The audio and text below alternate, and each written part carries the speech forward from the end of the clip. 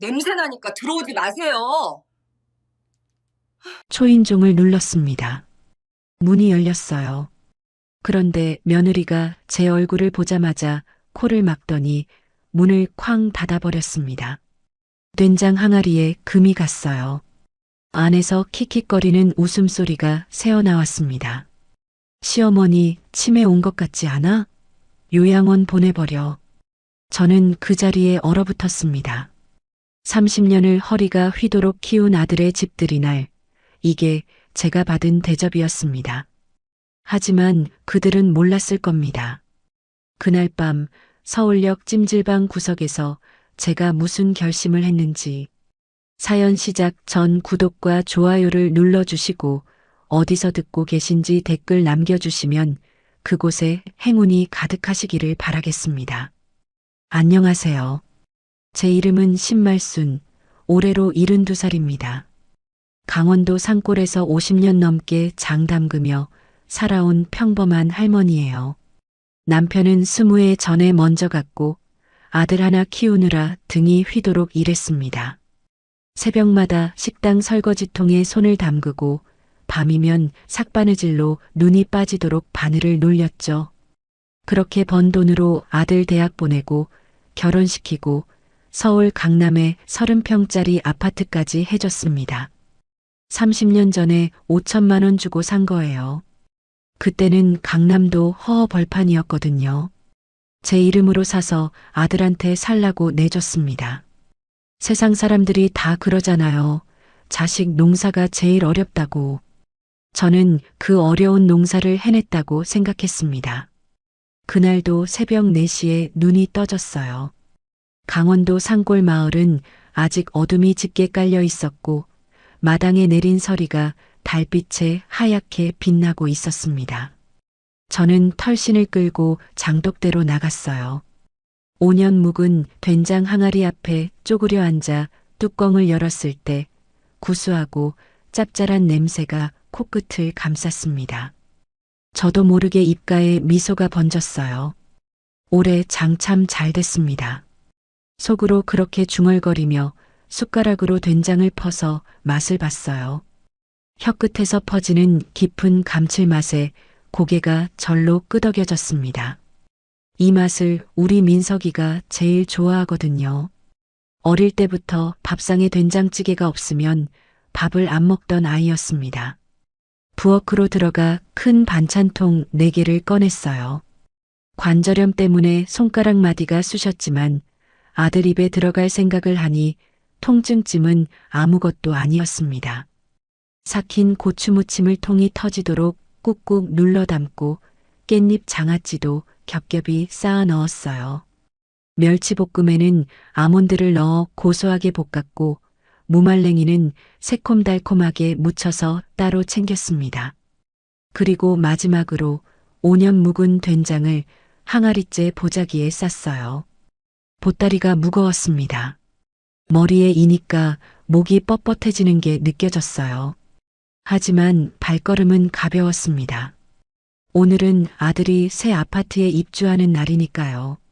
집들이를 한다는 소식에 밤새 잠을 설쳤습니다.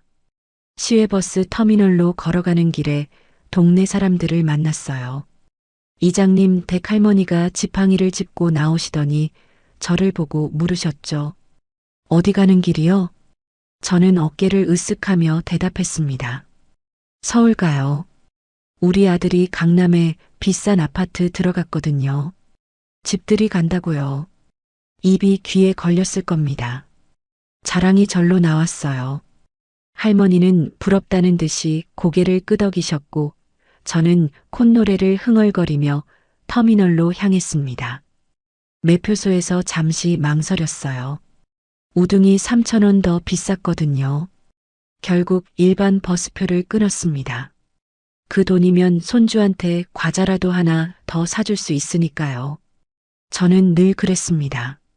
제 것은 아끼고 줄여도 자식한테 쓰는 돈은 아까운 줄 몰랐어요. 버스 안에서 옆자리에 앉은 대학생에게 삶은 달걀을 건넸습니다.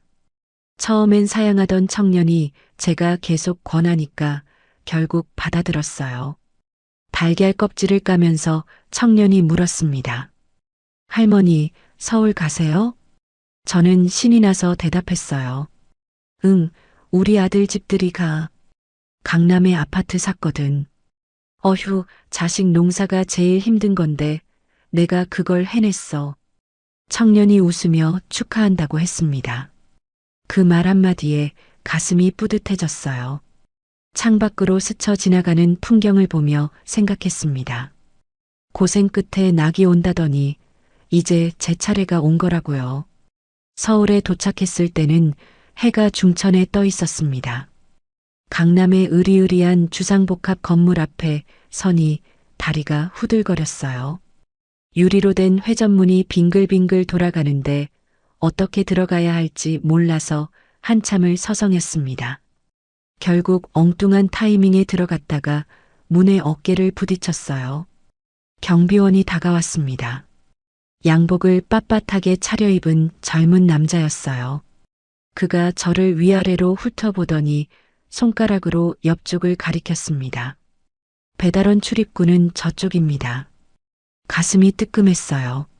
몸빼 바지에 낡은 패딩을 입은 제 차림새가 갑자기 부끄러워졌습니다. 하지만 저는 목소리를 높여 말했어요. 나 배달원 아니야. 여기 사는 박민석이 내 아들이라고. 경비원의 표정이 미묘하게 바뀌었습니다. 믿지 않는 것 같았어요. 하지만 저는 당당하게 엘리베이터 쪽으로 걸어갔습니다. 공동현관 비밀번호를 몰라서 호출 버튼을 눌렀어요. 신호가 가는데 아무도 받지 않았습니다. 2번, 3번, 4번, 5번째에야 겨우 연결이 됐어요. 인터폰 너머로 시끄러운 음악 소리가 들렸습니다. 그리고 짜증 섞인 목소리가 울렸어요. 누구야? 택배? 며느리 목소리였습니다. 저는 반갑게 대답했어요. 나야, 어머니. 집들이 왔어. 잠시 침묵이 흘렀습니다. 그리고 딸깍하는 소리와 함께 문이 열렸어요. 엘리베이터를 타고 올라가면서 거울에 비친 제 모습을 봤습니다. 머리카락이 흐트러져 있었어요. 옷매무새를 다듬고 보따리를 다시 고쳐들었습니다. 아들 집 앞에 선의 안에서 짠, 건배 하는 소리가 들렸어요. 샴페인 잔 부딪히는 소리, 웃음소리. 저는 왜인지 모르게 쓸쓸해졌습니다. 나는 부르지 않았구나. 초인종을 눌렀어요. 한참 뒤에 문이 열렸는데 활짝 연 게 아니었습니다. 안전고리를 건 채 10cm쯤만 열렸어요. 그 틈으로 며느리 예진이의 얼굴이 보였습니다. 풀 메이크업에 화려한 드레스를 입고 있었어요. 눈썹을 찌푸린 채 저를 내려다봤습니다. 보따리에서 된장 냄새가 새어나왔나 봅니다. 며느리가 코를 막으며 손을 휘저었어요. 아, 어머니, 냄새요, 냄새. 이 비싼 아파트 복도에 냄새 배면 민원 들어와요. 저는 웃으며 말했습니다. 오늘 집들이라며? 내가 너희 주려고 장이랑 반찬 좀 해왔다. 며느리가 제 말을 잘랐어요. 목소리가 차가웠습니다. 오늘 제 대학 동창들 모임이에요. 시어머니 끼면 분위기 깨지잖아요. 그리고 부른 적도 없는데 왜 오셨어요? 심장이 덜컥 내려앉았습니다. 귀를 의심했어요. 부른 적 없다고요? 집들이 한다고 아들이 전화했는데 그 말을 하려는데 목구멍이 막혀서 소리가 나오지 않았습니다. 경비실에 맡겨두세요. 나중에 가져갈게요. 며느리가 문을 닫으려 했어요. 저는 다급하게 항아리를 밀어 넣으려 했습니다. 이거 무거운 건데. 쾅! 문이 닫혔습니다. 항아리가 문에 부딪혔고 쩡 하는 소리가 났어요. 금이 간 겁니다. 5년 동안 정성 들여 담근 된장 항아리에 금이 갔습니다. 저는 닫힌 문 앞에 멍하니 서 있었어요. 다리에 힘이 풀려서 주저앉을 것 같았습니다. 그때 방음이 덜 된 문틈으로 안쪽 대화가 들려왔어요. 누구야? 아, 시골 노인네. 냄새나는 된장 들고 왔어. 진짜 격 떨어지게 웃음소리가 터져 나왔습니다. 낄낄거리는 소리, 가슴을 칼로 도려내는 것 같았어요. 저는 그 자리에 얼어붙었습니다. 그리고 다음 말을 들었습니다. 진명해, 아직 노인네 거지. 근데 걱정 마. 요즘 자꾸 깜빡깜빡 하시길래 치매로 몰아서 요양원 보내버리고 뺏어오려고. 내가 다 계획이 있어. 세상이 빙글빙글 돌았습니다. 분노보다 먼저 공포가 밀려왔어요. 온몸이 얼음처럼 차가워졌습니다. 30년 전 남편 잃고 식당에서 설거지하던 새벽이 떠올랐어요. 손이 트고 갈라져도 아들 등록금 만들려고 이를 악물었던 밤들. 그 모든 세월이 부정당하는 느낌이었습니다. 다리가 풀려 복도에 주저앉았어요. 항아리에서 흘러나온 된장 국물이 바닥에 번지고 있었습니다. 저는 그것을 손으로 닦아내며 눈물을 삼켰어요. 울면 안 됩니다. 여기서 울면 진짜 치매 걸린 노인네 취급받을 테니까요. 비틀거리며 일어났습니다. 엘리베이터를 타고 내려가는데 거울에 비친 제 얼굴이 낯설었어요. 얼굴이 하얗게 질려 있었습니다. 로비를 지나 분리수거장 앞을 지나는데 익숙한 스티로폼 박스가 눈에 들어왔습니다. 발걸음을 멈췄어요. 지난달에 택배로 붙여준 김치와 밑반찬들이었습니다. 뜯지도 않은 채 음식물 쓰레기 통 옆에 버려져 있었어요. 박스에 포스트잇이 붙어 있었습니다. 경비 아저씨, 이거 냄새나서 못 먹어요. 처리해 주세요. 며느리 글씨였습니다. 저는 한참 동안 그 박스를 내려다봤어요. 손이 떨렸습니다. 분노인지 슬픔인지 알 수 없는 감정이 목구멍까지 차올랐습니다. 마지막으로 아들에게 전화를 걸었어요. 신호가 가고 아들이 받았습니다. 엄마, 나 지금 손님 접대 중이야. 바빠, 끊어. 뚜뚜뚜. 그게 끝이었습니다. 아파트 단지를 빠져나오며 뒤를 돌아봤어요. 저 높이 불 켜진 펜트하우스가 보였습니다. 웃음소리가 창문 너머로 새어나오는 것 같았어요. 눈물이 마르고 나니 차가운 이성이 돌아왔습니다. 주먹을 불끈 쥐었어요. 손톱이 손바닥에 파고들었지만 아프지 않았습니다. 그래, 요양원 보낸다고? 누가 어디로 가나 보자. 저는 허리를 펴고 걸었습니다. 금간 항아리를 품에 안은 채 서울역 방향으로 발걸음을 옮기며 생각했어요. 내가 호랑이 새끼를 키웠구나. 이제 그 호랑이한테 제대로 된 교훈을 가르쳐줘야겠습니다. 70평생 참고 살았지만 이번만큼은 참지 않을 겁니다. 밤바람이 차가웠습니다. 하지만 가슴속에서 타오르는 불길이 더 뜨거웠어요. 서울역 찜질방에서 뜬 눈으로 밤을 지새우며 계획을 세웠습니다. 내일 아침 문 열자마자 부동산에 갈 겁니다. 내 이름으로 된 그 아파트 내가 팔겠습니다. 며느리가 원하는 대로 해주죠. 다만 방향이 좀 다를 뿐이에요. 요양원에 갈 사람은 내가 아니라 저 뻔뻔한 것들이 될 겁니다. 새벽녘에 잠깐 눈을 붙였다가 꿈을 꿨어요. 돌아가신 남편이 나타나서 말했습니다. 말순아, 이제 너 하고 싶은 대로 살아. 다음 날 아침 9시 부동산 문이 열리자마자 들어갔습니다. 찜질방에서 뜬 눈으로 밤을 지새운 탓에 눈이 퉁퉁 부어 있었어요. 거울도 안 보고 나왔으니 꼴이 말이 아니었을 겁니다. 머리카락은 부스스하고 어제 입은 옷 그대로였어요. 중개인이 저를 보더니 대놓고 인상을 찌푸렸어요. 시골에서 올라온 노인네가 길을 잃고 들어온 줄 알았나 봅니다. 유리문 너머로 보이는 매물 사진들이 화려했습니다. 전부 억 단위가 넘는 아파트들이었어요. 어르신, 여기 부동산인데요. 뭐 찾으시는 거 있으세요? 목소리에 귀찮다는 기색이 역력했습니다. 저는 대답 대신 가방에서 서류 봉투를 꺼냈어요. 등기권리증이었습니다. 신말순 단독명의. 중개인의 눈이 휘둥그레졌어요. 서류를 들여다보더니 허리를 굽히며 의자를 빼주었습니다. 아이고, 어르신. 앉으세요. 커피 드릴까요? 사람이 이렇게 빨리 변하는구나 싶었습니다. 씁쓸했지만 내색하지 않았어요.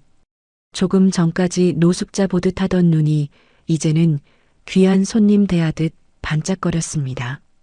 돈 앞에서 사람이 이렇게 돌변하는구나. 며느리 생각이 났어요. 저도 결국 돈 때문에 버림받은 거였으니까요. 저는 단도직입적으로 말했습니다. 이 아파트 팔려고요. 시세가 30억인 거 알아요. 25억에 금매로 넘기겠습니다. 중개인이 눈을 깜빡였어요. 5억이나 싸게 내놓겠다는 말에 의아해하는 눈치였습니다. 저는 조건을 덧붙였어요. 대신 조건이 있어요. 오늘 당장 잔금 치르고 내일 안에 세입자 내쫓아줄 수 있는 사람한테만 팔겠습니다. 중개인이 난색을 표했습니다. 그런 조건을 들어줄 사람이 어디 있겠냐는 표정이었어요. 하지만 저는 물러서지 않았습니다. 5억을 손해보더라도 상관없었어요. 그 돈으로 속이 시원해진다면 싼 거라고 생각했습니다. 마침 그런 물건 찾는 분이 한 분 계시긴 합니다. 중개인이 조심스럽게 말했어요.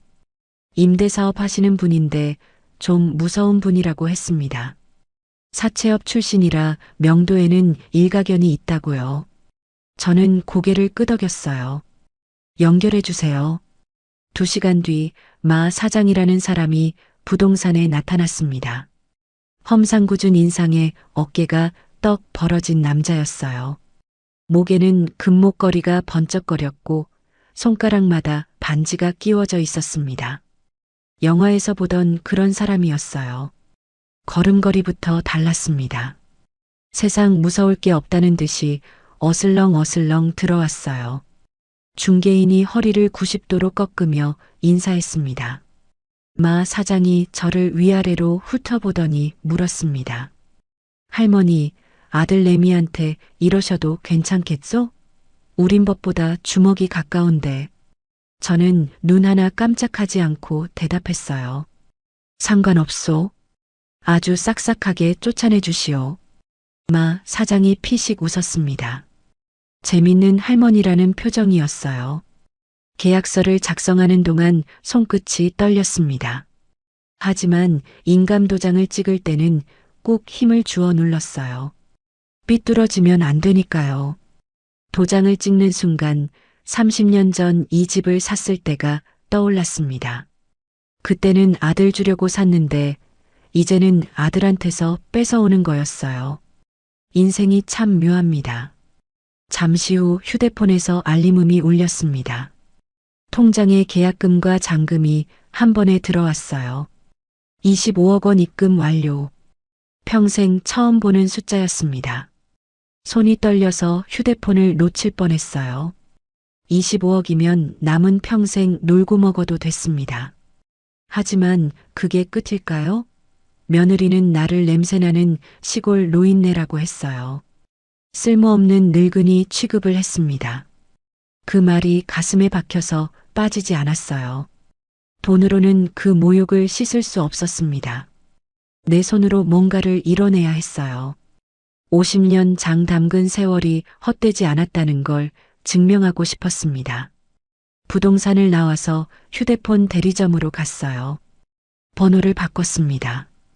아들과 며느리 번호는 차단이 아니라 아예 삭제해버렸어요. 연락처 목록에서 두 사람의 이름이 사라지는 걸 보니까 속이 후련했습니다. 이제 저쪽에서 아무리 전화를 해도 닿지 않을 겁니다. 그날 저녁 강원도 본가로 내려갔어요. 용달차 세대를 불렀습니다. 기사들이 의아한 표정으로 물었어요. 할머니, 뭘 이렇게 많이 싣는 거예요? 저는 마당 한쪽에 줄지어 선 장독대를 가리켰습니다. 수백 개의 항아리가 달빛 아래 옹기종기 모여 있었어요. 된장, 간장, 고추장, 청국장, 묵은지. 50년 넘게 담가온 것들이었습니다. 이게 내 진짜 재산이야. 이거 다 싫어. 기사들이 어이없다는 듯이 웃었지만 저는 진심이었어요. 서울 아파트보다 이 장독대가 더 귀했습니다. 돈으로 살 수 없는 세월이 담겨 있으니까요. 용달차가 향한 곳은 강원도 산골의 폐교였습니다. 며칠 전에 미리 알아봐둔 곳이에요. 오래전에 문을 닫은 초등학교인데 건물은 낡았지만 운동장이 넓었습니다. 농촌 인구가 줄어서 학생이 없어진 학교였어요. 칠판에 분필 글씨가 남아있고 복도에는 아이들 그림이 붙어 있었습니다. 쓸쓸했지만 저한테는 딱 맞는 곳이었어요. 장독대 놓기에 딱 좋았습니다. 임대료도 한 달에 50만 원밖에 안 했어요. 폐교에 도착했을 때는 밤 11시가 넘어 있었어요. 운동장에 수백 개의 항아리를 내려놓는데 3시간이 걸렸습니다. 기사들이 땀을 뻘뻘 흘리며 일했어요. 항아리 하나가 20kg은 좋게 나갔거든요. 기사 한 명이 투덜거렸습니다. 할머니, 이거 다 뭐예요? 왜 이렇게 무거워요? 50년 묵은 세월이 들어있어서 그래. 기사가 무슨 소린지 모르겠다는 표정을 지었지만 저는 웃기만 했어요. 마지막 항아리가 내려지자 저도 모르게 한숨이 나왔습니다. 드디어 왔구나. 잡초가 무성한 운동장에 항아리들이 줄지어 서 있었습니다. 마치 군대처럼 보였어요. 내 편이 되어줄 군대. 저는 항아리 사이를 천천히 걸으며 하나하나 어루만졌습니다. 차가운 온기 표면에서 세월의 무게가 느껴졌어요. 교실 하나에 전기장판을 깔고 누웠습니다. 천장이 금이 가 있었고 창문 틈으로 찬바람이 들어왔어요. 하지만 이상하게도 마음은 편안했습니다. 남편 영정 사진을 꺼내 베개맡에 세워두고 말을 걸었어요. 영감, 나 이제 누구 엄마 말고 신말순으로 살라요. 대답은 없었지만 남편이 웃고 있는 것 같았습니다. 다음 날 아침 예전에 쓰던 공기계를 꺼내봤어요. 아들에게서 부재중 전화가 50통이 넘게 와 있었습니다. 며느리에게서 온 문자도 있었어요. 어머니 깡패들이 들이닥쳐서 나가래요. 이게 무슨 일이에요? 빨리 와서 해결해 주세요. 저는 피식 웃었습니다. 이제야 정신이 드나 보구나. 마 사장에게서 사진이 한 장 왔어요. 아들과 며느리가 잠옷바람으로 아파트 화단에 서 있는 모습이었습니다. 가구들이 밖으로 던져져 있었고 두 사람 얼굴이 하얗게 질려 있었어요. 며느리는 머리를 쥐어뜯고 있었고 아들은 멍하니 하늘을 보고 있었습니다. 저 비싼 아파트에서 하루아침에 쫓겨났으니 정신이 없겠죠. 통쾌했습니다. 속이 뻥 뚫리는 것 같았어요. 하지만 동시에 가슴 한구석이 쓰렸습니다. 그래도 내가 낳은 자식인데, 전 물려 키우고 업어서 키우고 대학까지 보낸 아들인데 눈물이 날 것 같았지만 꾹 참았어요. 울면 지는 거라고 생각했습니다. 이내 마음을 다잡았어요. 싸게 배웠다 쳐라. 인생 실전이야. 아들에게 예약 문자를 보냈어요. 집 팔았다. 내 노후 자금이니 찾지 마라. 너희끼리 잘 살아봐라. 전송 버튼을 누르고 나서 공기계 전원을 껐습니다. 그리고 운동장 구석에 있는 작은 연못으로 걸어가서 폰을 던져버렸어요. 풍덩 소리와 함께 물보라가 일었습니다. 이제 진짜 끝이에요. 돌아갈 다리를 태워버린 겁니다. 며칠 동안 폐교를 청소했습니다. 교무실은 사무실로, 급식실은 부엌으로 꾸몄어요. 먼지가 수북이 쌓인 책상을 닦고 거미줄을 걷어내고 깨진 유리창은 골판지로 막았습니다. 손이 갈라지고 무릎이 시렸지만 멈출 수 없었어요. 몸이 고단했지만 이상하게 기분이 좋았습니다. 내 손으로 내 공간을 만들어 간다는 게 뿌듯했어요. 70평생 남의 집 식구로만 살았는데 이제는 내 집이 생긴 거였습니다. 72에 처음으로 나만을 위한 삶을 시작하는 거였어요. 장독대에서 3년 묵은 간장을 떠서 맛을 봤어요. 깊고 진한 맛이 혀끝에 퍼졌습니다. 단맛, 짠맛, 감칠맛이 조화롭게 어우러져 있었어요. 시중에서 파는 간장과는 차원이 다른 맛이었습니다. 이 맛이면 되겠다 싶었어요. 무엇을 할지는 아직 정하지 않았지만 이 장맛 하나는 자신 있었습니다. 50년 넘게 담가온 솜씨니까요. 친정어머니한테 배운 비법이 있었어요. 매주 띄울 때 볏짚을 까는 방법, 소금물 농도를 맞추는 요령, 장 가르는 시기를 잡는 감각. 이런 건 책에서 배울 수 없는 거였습니다. 밤이 되자 운동장에 서서 하늘을 올려다봤습니다. 별이 쏟아질 것 같았어요. 서울에서는 볼 수 없는 풍경이었습니다. 북두칠성이 선명하게 보였고 은하수가 하늘을 가로지르고 있었어요. 어릴 때 친정 마당에서 보던 하늘이 떠올랐습니다. 그때는 저렇게 많은 별이 있는 줄도 몰랐어요. 차가운 공기를 깊이 들이마셨습니다. 폐속까지 맑아지는 것 같았어요. 서울의 매연 냄새가 아니라 흙냄새, 풀냄새가 났습니다. 이제 시작이에요. 70평생 남편 뒷바라지, 자식 뒷바라지만 했는데 이제는 내 인생을 살아볼 겁니다.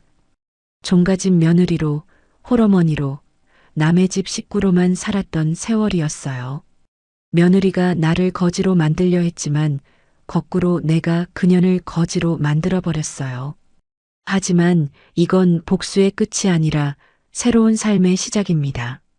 장독대를 바라보며 다짐했어요. 두고 보자. 내가 얼마나 잘 사나. 내일부터는 진짜 일을 시작할 겁니다.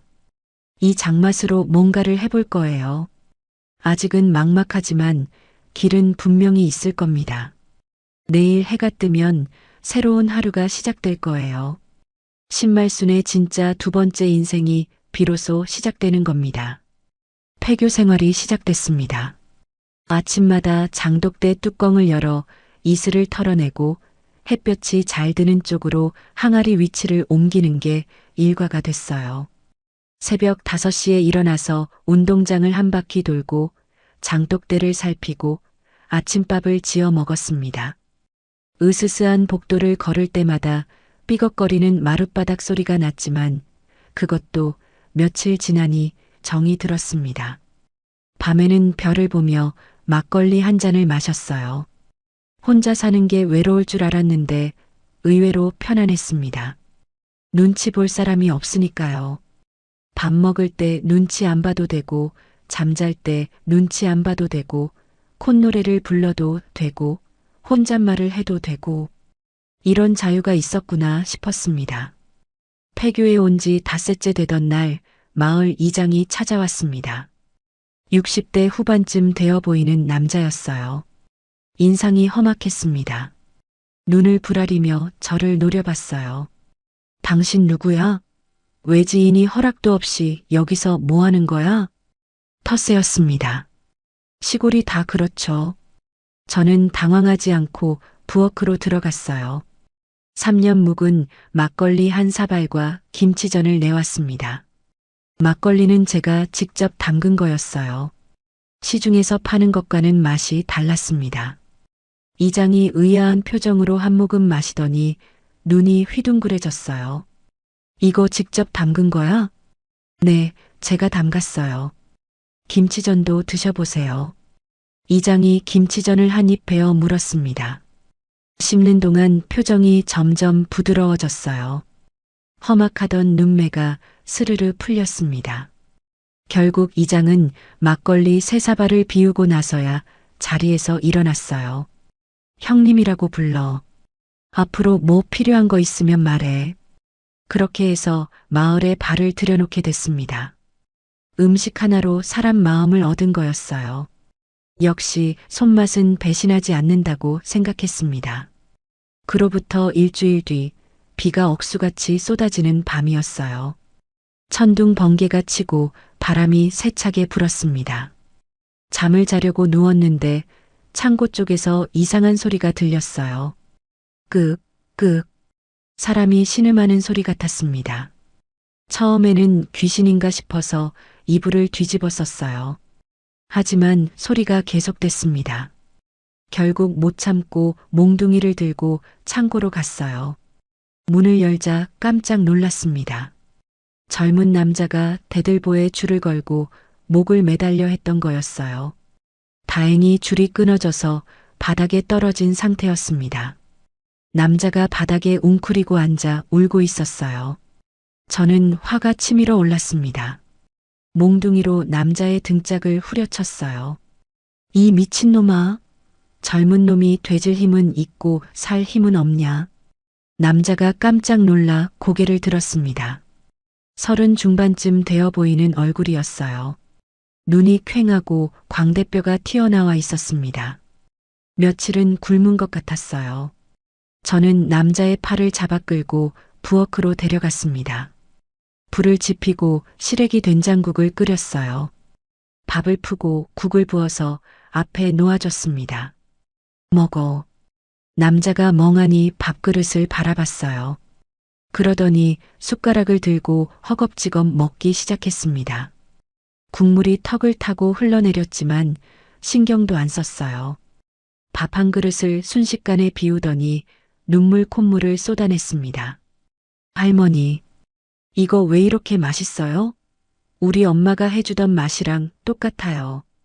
가슴이 뭉클했습니다. 이 청년도 누군가의 아들이구나 싶었어요. 밥을 한 그릇 더 퍼줬습니다. 남자가 세 그릇을 비우고 나서야 젓가락을 내려놓았어요. 남자의 이름은 강준우, 34살이었습니다. 명문대 경영학과를 나와서 요식업 창업을 했다가 사기를 당했대요. 투자금 5억을 날리고 빚쟁이에게 쫓겨 여기까지 도망쳐 온 거였습니다. 부모님은 일찍 돌아가시고 의지할 곳이 없어서 죽으려 했다고 했어요. 바보 같은 놈. 돈 때문에 죽어. 돈은 다시 벌면 되잖아. 제 말에 준우가 고개를 떨궜습니다. 어깨가 들썩였어요. 한참을 울더니 겨우 입을 열었습니다. 목소리가 갈라져 있었어요. 아무도 저한테 그렇게 말해준 사람이 없었어요. 다들 빚이나 갚으라고, 왜 사기를 당했냐고, 바보라고만 했어요. 그래서 되지려고 했어? 더 바보 같은 짓이지. 준우가 피식 웃었습니다. 울다가 웃는 얼굴이 묘했어요. 한참 뒤에 준우가 물었습니다. 할머니는 왜 여기 혼자 계세요? 저는 잠시 망설이다가 솔직하게 말해줬어요. 아들한테 배신당한 이야기, 집을 팔아버린 이야기, 여기서 새 출발을 하려는 이야기. 준우가 눈을 동그랗게 뜨고 들었습니다. 대단하시네요. 저라면 그렇게 못했을 거예요. 대단한 게 아니야. 살려고 발버둥 치는 거지. 그날 밤 준우를 빈 교실에 재웠습니다. 다음 날 아침 준우가 밥값을 하겠다며 장독대 닦는 일을 도왔어요. 젊은 사람이 하니까 일이 빨랐습니다. 장작도 패주고 무거운 짐도 들어줬어요. 손이 크고 힘이 세서 큰 도움이 됐습니다. 며칠 뒤 준우가 휴대폰으로 장독대 사진을 찍었습니다. 햇살 받은 항아리들이 반짝거리는 모습이었어요. 할머니, 이거 인스타 감성인데요? 무슨 소린지 몰랐습니다. 인스타가 뭔지도 몰랐어요. 준우가 웃으며 설명해 줬습니다. 요즘 사람들이 사진 올리고 소통하는 곳이라고요. 할머니, 이 장맛 저만 먹기 아까워요. 팝시다. 저는 손사래를 쳤어요. 누가 이 시골 된장을 사냐? 마트에 가면 싼 게 널렸는데. 아니에요. 요즘 사람들이 이런 전통 음식에 열광해요. 진짜로요. 준우가 끈질기게 설득했습니다. 경영학과 출신답게 시장 분석이며 마케팅 전략이며 줄줄이 늘어놓았어요. 반은 알아듣고 반은 못 알아들었지만 준우의 눈빛이 진지했습니다. 살아있는 눈빛이었어요. 며칠 전 목을 매달려던 사람과는 딴판이었습니다. 그래, 한번 해보자. 뭐 잃을 것도 없잖아. 준우의 얼굴이 환하게 펴졌습니다. 죽으려던 사람 맞나 싶을 정도로 생기가 돌았어요. 그날부터 본격적으로 준비를 시작했습니다. 당장 팔 수 있는 물건이 필요했어요. 된장과 간장은 숙성에 몇 년이 걸리니까 지금 있는 걸로 해야 했습니다. 숙성이 끝난 된장과 간장, 그리고 바로 만들 수 있는 깻잎 장아찌와 무말랭이를 주력 상품으로 정했어요. 청국장도 추가했습니다. 청국장은 3일이면 만들 수 있으니까요. 볏짚에 삶은 콩을 싸서 따뜻한 곳에 두면 끝이에요. 냄새가 지독하지만 맛은 기가 막혔습니다. 준우가 심신의 발효곡간이라는 이름을 지었습니다. 제 성을 따서 지은 거였어요. 인터넷에 계정을 만들고 제가 가마솥에 콩 삶는 사진을 올렸습니다. 준우가 글을 썼어요. 70평생 장만 담가온 할머니의 손맛. 그런 문구였습니다. 첫 주문이 들어왔습니다. 딸랑 3건이었어요. 기뻐해야 할지 말아야 할지 모르겠더라고요. 그래도 누군가 내 물건을 사겠다고 했다는 게 신기했습니다. 택배 기사한테 전화했더니 산골이라 안 온다고 했어요. 픽업 장소까지 가져오라는 거였습니다. 결국 리어카에 박스를 싣고 읍내 우체국까지 걸어갔어요. 비포장기를 덜컹거리며 왕복 2시간이 걸렸습니다. 다리가 후들거렸지만 기분은 좋았어요. 할머니, 우리 대기업 된 거예요? 준우가 농담을 던졌어요. 저도 웃으며 받아쳤습니다. 그래, 세계 정복 시작이야. 둘이서 깔깔거리며 웃었습니다. 오랜만에 웃어봤어요. 배가 아플 정도로 웃은 게 언제였는지 기억도 안 났습니다. 그날 밤 저는 치매 예방 겸 심심풀이로 화투 뒷면에 레시피를 적었어요. 일부러 엉터리로 썼습니다. 소금 비율도 틀리게, 물량도 틀리게, 숙성 기간도 엉망으로 적었어요. 준우가 그걸 보더니 물었습니다. 할머니, 이게 비법서예요? 저는 장난기가 발동해서 대답했어요. 그래, 며느리도 안 가르쳐주는 비법이야. 그 노트를 일부러 부엌 찬장 잘 보이는 곳에 뒀습니다. 왜 그랬는지는 저도 몰라요.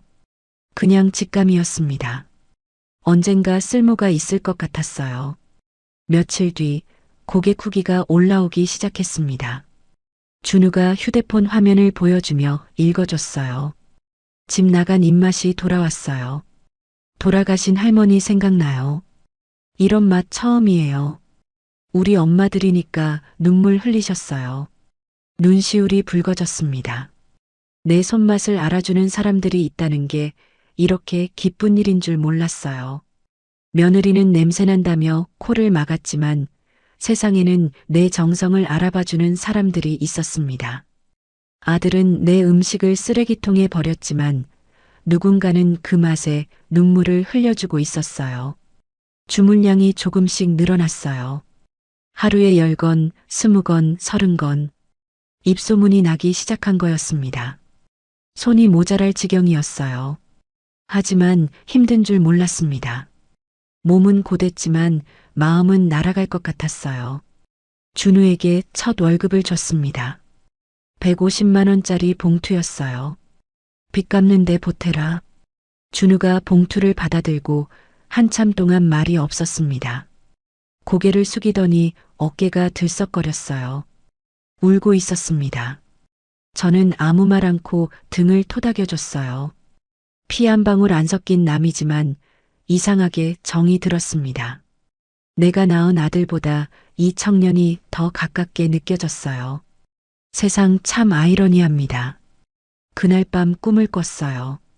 아들 민석이가 나타나서 엄마 잘못했어 하고 빌었습니다. 그런데 얼굴이 갑자기 며느리로 바뀌더니 돈 내놔 하고 소리를 질렀어요. 식은땀을 흘리며 깼습니다. 한참 동안 천장을 바라봤어요. 아직 끝난 게 아니라는 걸 알고 있었습니다. 언젠가 저 사람들이 다시 나타날 거예요. 하지만 그때는 내가 더 강해져 있을 겁니다. 준우와 함께 이 사업을 키워서 당당하게 맞설 거예요. 그날이 반드시 올 때까지 더더욱 열심히 장을 담글 겁니다. 사업을 시작한 지 3개월이 지났습니다. 하루에 50건, 100건씩 주문이 들어왔어요. 이제는 택배 기사가 직접 폐교까지 와줬습니다. 물량이 많으니까 안 올 수가 없었던 거죠. 준우가 새벽부터 밤까지 포장을 했고 저는 장을 담그고 반찬을 만들었어요. 손이 모자랐습니다. 마을 노인들을 일당 주고 고용했어요. 깻잎 씻는 일, 무 써는 일, 박스 접는 일. 할머니들이 수다를 떨며 일하는 모습이 정겨웠습니다. 그러던 어느 날 준우가 휴대폰을 들고 뛰어왔어요. 얼굴이 상기되어 있었습니다. 할머니, 큰일 났어요. 좋은 쪽으로요. 무슨 소린가 싶어서 화면을 봤습니다. 유명한 먹방 유튜버가 우리 청국장을 먹는 영상이었어요. 구독자가 300만 명이 넘는 사람이었습니다. 영상에서 그 사람이 청국장찌개를 보글보글 끓이더니 한 숟가락 크게 떠먹었어요. 눈을 휘둥그레 뜨고 소리쳤습니다. 이건 미쳤다. 이게 진짜 청국장이구나. 시중에서 파는 거랑 차원이 다르네. 그러더니 밥을 뚝딱 비우고 냄비째 국물을 들이켰어요. 조회수가 100만을 넘어가고 있었습니다. 댓글이 수천 개씩 달렸어요. 어디서 사냐, 링크 달라, 나도 먹어보고 싶다, 우리 엄마한테 사드리고 싶다. 그런 내용들이었습니다. 준우가 흥분해서 말했어요. 할머니, 우리 터졌어요. 대박이에요. 그날부터 주문이 폭주했습니다. 하루에 1000건이 넘었어요. 전화기가 쉴 틈 없이 울렸고 준우가 목이 쉬도록 응대를 했습니다. 저는 밤잠을 줄여가며 장을 담갔어요. 손가락 마디가 퉁퉁 부었지만 행복했습니다. 내 손맛을 세상이 알아봐주는구나 싶었거든요. 한 달 뒤 사업 통장을 확인하고 깜짝 놀랐습니다. 순수익이 3억을 넘어 있었어요. 아파트 판 돈은 따로 묶어뒀는데 내 손으로 직접 벌어서 이만큼 모아본 건 난생 처음이었습니다. 남이 준 돈이 아니라 내 실력으로 번 돈이었어요. 숫자를 3번이나 다시 확인했어요. 꿈인가 싶었습니다. 세무사가 찾아와서 법인으로 전환하라고 권유했어요. 세금 문제도 있고 사업 규모가 커지면 개인으로는 한계가 있다고 했습니다. 매출이 연간 10억을 넘으면 법인이 유리하다는 거였어요. 준우가 서류 작업을 도맡아서 처리했습니다. 정관 만들고 등기하고 사업자 등록증 바꾸고 복잡한 일이었지만 준우가 척척 해냈어요. 그렇게 해서 주식회사 심신회가 탄생했습니다. 어엿한 대표가 된 거였어요. 72살에 사장님 소리를 듣게 될 줄은 꿈에도 몰랐습니다. 마을 전체가 활기를 띠기 시작했어요.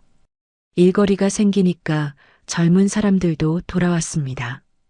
빈집이었던 곳에 불이 켜지고 폐업했던 구멍가게도 다시 문을 열었어요. 이장이 저를 보더니 엄지를 치켜 세웠습니다. 말순이 형님이 마을 살렸어. 뿌듯했습니다. 내가 이렇게 쓸모 있는 사람이었구나 싶었어요. 며느리한테 쓰레기 취급받던 내가 이제는 마을의 은인이 됐습니다. 세상이 달라 보였어요. 한편 서울의 아들 부부 소식이 간간히 들려왔습니다. 아파트에서 쫓겨난 뒤로 월세방을 전전하고 있다고 했어요.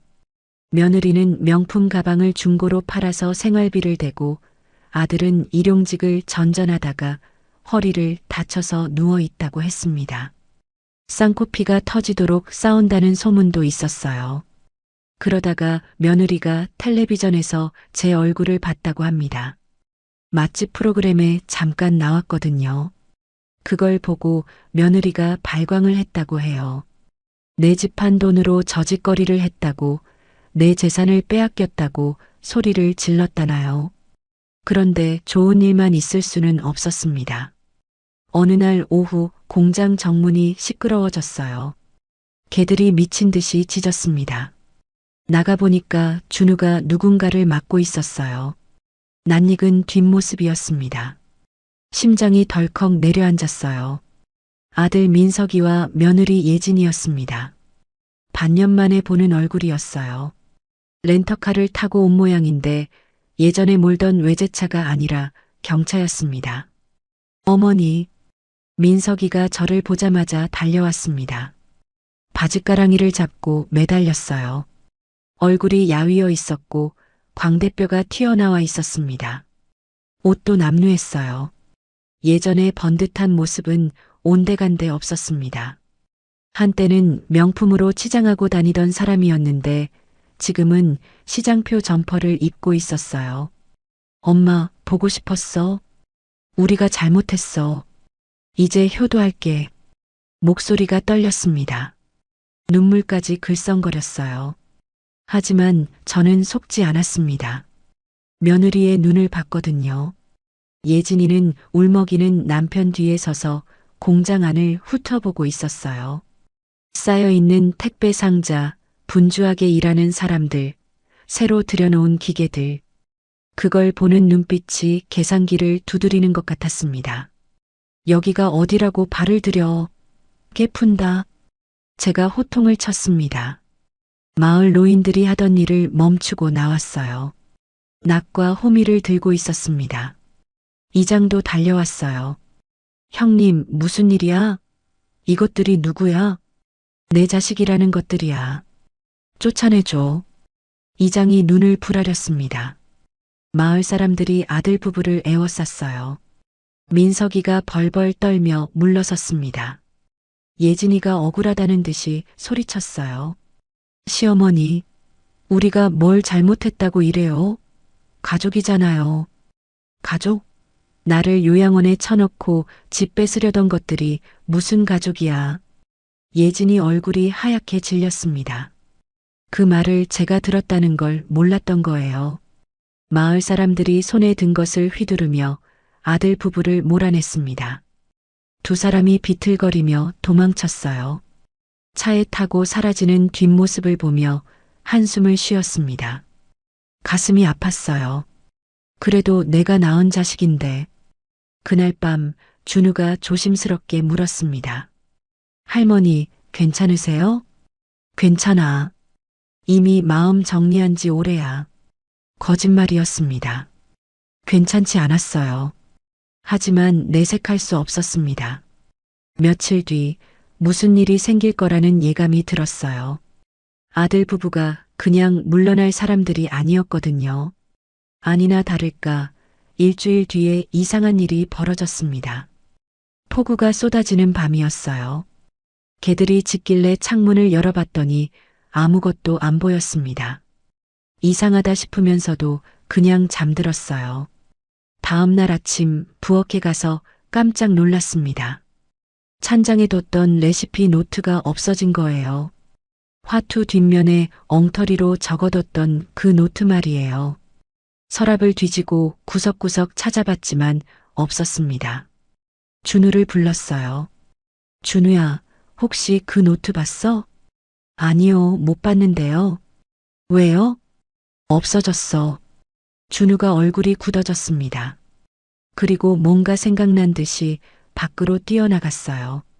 잠시 뒤 돌아온 준우가 말했습니다. 할머니, 개들이 이상해요. 축 늘어져 있어요. 누가 수면제 먹인 것 같아요. 소름이 돋았습니다. 밤사이에 누군가 침입한 거였어요.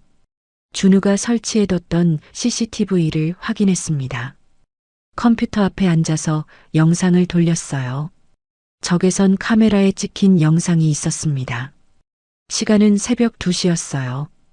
담을 넘는 사람, 수면제가 든 고기를 개들에게 던지는 사람, 부엌 창문을 열고 들어가는 사람, 찬장을 뒤지다가 노트를 발견하고 품에 안는 사람, 희죽거리며 웃는 얼굴, 며느리 예진이었습니다. 얼굴이 선명하게 찍혀 있었어요. 아들은 담 밖에서 망을 보고 있었습니다. 준우가 분노에 떨며 말했습니다. 할머니, 경찰에 신고해요. 저는 고개를 저었습니다. 입꼬리가 슬쩍 올라갔어요. 나더라. 저 노트가 뭔지 알아? 비법 레시피 아니에요? 아니, 함정이야. 준우가 어리둥절한 표정을 지었습니다. 저는 설명해 줬어요. 그 노트에 적힌 대로 장을 담그면 처음에는 맛이 괜찮아요. 겉보기에는 그럴듯하게 나옵니다.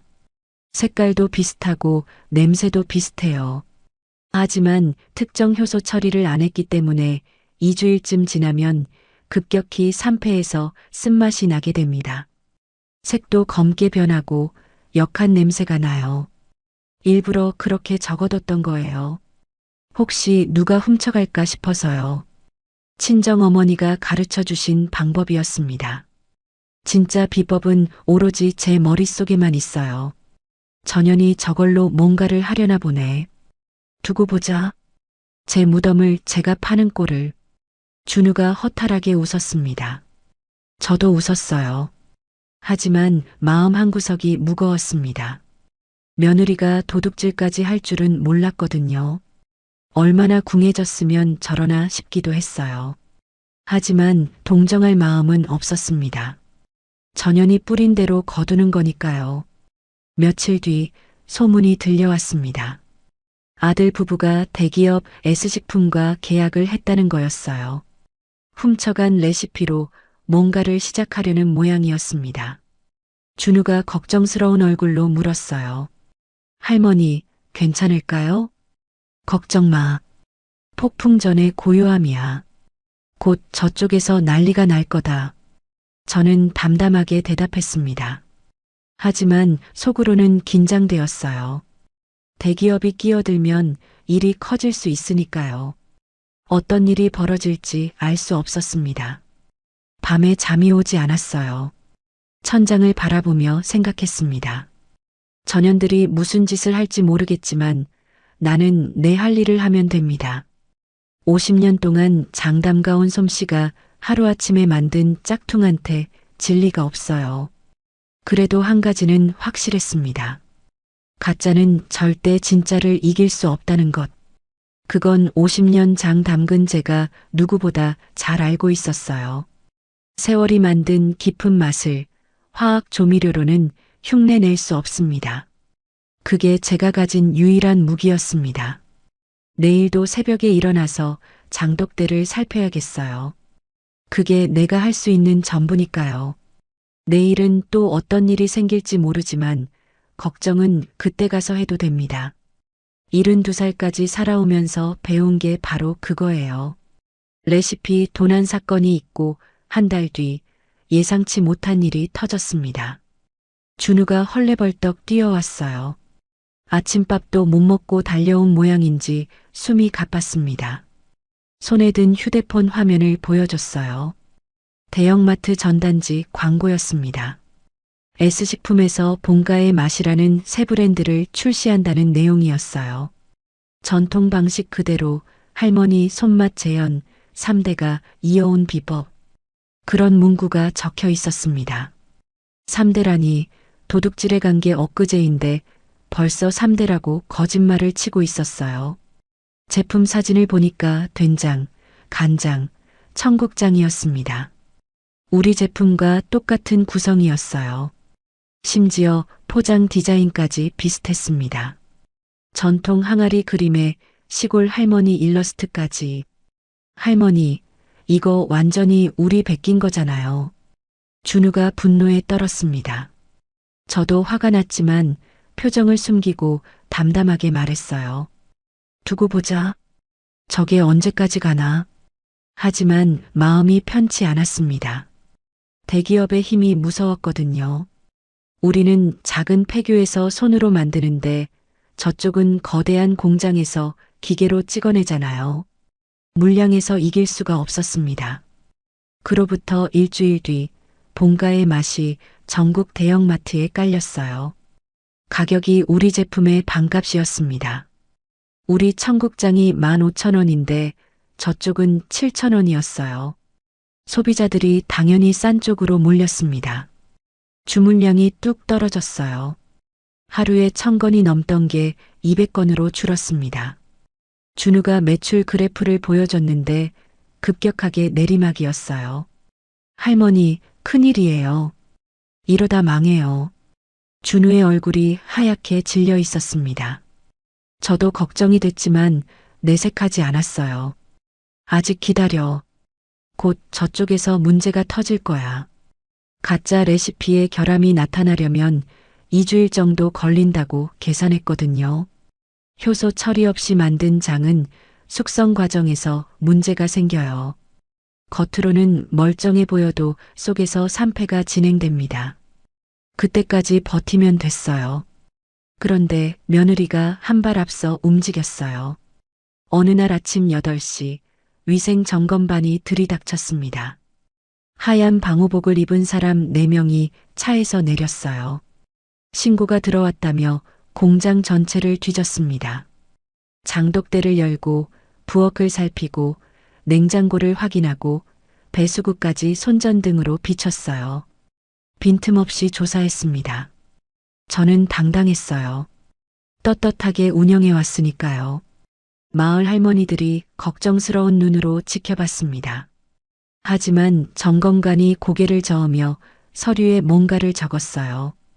이 장독대가 문제입니다. 직사광선에 노출되어 있고 위생 덮개도 없어요. 그리고 이 급식실은 식품 제조 시설로 허가받은 곳이 아닙니다. 심장이 철렁했어요. 폐교 시설을 그대로 쓰고 있었거든요. 정식 허가를 안 받은 게 문제였습니다. 점검관이 딱딱한 목소리로 통보했어요. 영업정지 3개월 처분입니다. 시설 보완 후 재심사 받으세요. 눈앞이 캄캄해졌습니다. 3개월이면 사업이 끝나는 거나 마찬가지였어요. 고객들은 다른 데로 가버리고 직원들 월급도 못 주고 밀린 세금도 못 내고 모든 게 무너지는 게 보였습니다. 마을 할머니들이 저를 걱정스럽게 봤어요. 이장이 점검관에게 따졌지만 소용없었습니다. 법대로 하는 겁니다. 불만 있으면 행정심판 청구하세요. 점검관이 차갑게 말하고 떠났어요. 영업정지 딱지가 붙은 현관을 보니까 힘이 쭉 빠졌습니다. 점검반이 돌아간 뒤 준우가 인터넷을 뒤졌어요. 익명 커뮤니티에 글이 올라와 있었습니다. 심신의 발효곡간 위생 실태 고발, 불법 시설에서 제조, 노인들이 비위생적으로 작업, 벌레 득실거리는 환경, 사진까지 첨부되어 있었어요. 장독대에 벌레가 꼬인 것처럼 합성한 사진이었습니다. 우리 공장 사진이 아니었어요. 어디서 가져온 건지 몰라도 전혀 다른 곳이었습니다. 하지만 사람들은 그걸 믿었어요. 댓글이 수백 개 달렸습니다. 역겹다, 저런 데서 만든 거 먹었다니, 환불해라, 고소해라. 악플이 쏟아졌어요. 저를 욕하는 글도 있었습니다. 사기꾼 할머니, 양심도 없냐. 읽다 보니까 속이 울렁거렸어요. 할머니, 이건 명백한 허위사실 유포예요. 고소해요. 준우가 주먹을 불끈 쥐었습니다. 하지만 저는 고개를 저었어요. 지금은 때가 아니야. 증거를 모아야 해. 속이 부글부글 끓었습니다. 며느리가 얼마나 치밀하게 준비했는지 알 것 같았어요. 위생신고, 허위 게시물, 경쟁 제품 출시, 동시다발로 공격한 거였습니다. 혼자서 한 게 아니었어요. S식품이 뒤에서 조종하고 있는 게 분명했습니다. 그날 밤 마을 회관에서 긴급 회의가 열렸어요. 주민 30여 명이 모여서 대책을 논의했습니다. 담배 연기가 자욱했고 목소리들이 웅성거렸어요. 이장이 분노에 찬 목소리로 말했습니다. 말순이 형님 덕에 마을이 살았는데 이렇게 당할 순 없어. 주민들이 동조했습니다. 한 할아버지가 몽둥이를 들고 일어났어요. 내가 서울 가서 그 며느리년을 패줄까? 다들 말렸습니다. 그러다 감옥 간다고요. 하지만 방법이 없었어요. 대기업 상대로 싸워봤자 이길 수가 없잖아요. 변호사 비용만 해도 수천만 원인데 그 돈을 어디서 구해요? 회의는 결론 없이 끝났습니다. 주민들이 하나둘 돌아가는 뒷모습이 쓸쓸했어요. 밤에 혼자 장독대 앞에 앉았어요. 달빛이 항아리를 비추고 있었습니다. 하나하나 쓰다듬으며 중얼거렸어요. 50년 동안 너희랑 같이 살았는데 이렇게 끝나는 건가? 눈물이 흘렀습니다. 참으려고 했는데 참아지지 않았어요. 억울했습니다. 정직하게 살아왔는데 왜 이런 일을 당해야 하는지. 새벽 4시에 일어나서 장 담그고 밤 10시까지 일하고 쉬는 날 없이 뛰었는데 그게 다 물거품이 되는 건가요? 남편 영정 사진을 꺼내 들고 말했어요. 영감, 나 이제 어떡하지? 다 끝난 거야? 대답은 없었습니다. 바람에 나뭇잎 스치는 소리만 들렸어요. 하지만 남편 얼굴을 보니까 마음이 조금 진정됐습니다. 눈물을 닦고 일어났어요. 아직 끝난 게 아니야. 저 항아리들이 버티는 한 나도 버텨야지. 다음 날 아침 준우가 휴대폰을 들고 뛰어왔습니다. 표정이 묘했어요. 반은 걱정, 반은 기대 같았습니다. 할머니, 인터넷에 이상한 글이 올라오고 있어요. 보여준 화면에는 본가의 맛제품 후기가 있었어요. 처음엔 맛있었는데 며칠 지나니까 쓴맛이 나요. 유통기한 멀었는데 상했어요. 색깔이 검게 변했어요. 이거 불량품 아니에요? 환불해 주세요. 그런 내용들이었습니다. 사진도 있었어요. 뚜껑을 열었더니 곰팡이가 피어있는 된장, 시커멓게 변한 간장, 악취가 난다는 청국장, 하나둘이 아니었습니다. 수십 건의 후기가 올라오고 있었어요. 가슴이 뛰기 시작했습니다. 가짜 레시피의 함정이 터진 거였어요. 제가 예상한 대로였습니다. 특정 효소 처리를 안 하면 처음에는 맛이 괜찮지만 시간이 지나면 급격히 산패하거든요. 진짜 전통 방식에서는 자연 발효 과정에서 그 효소가 생기는데 공장에서 인위적으로 만들려면 그 비법을 알아야 해요. 그건 화투 뒷면 노트에 안 적어뒀습니다.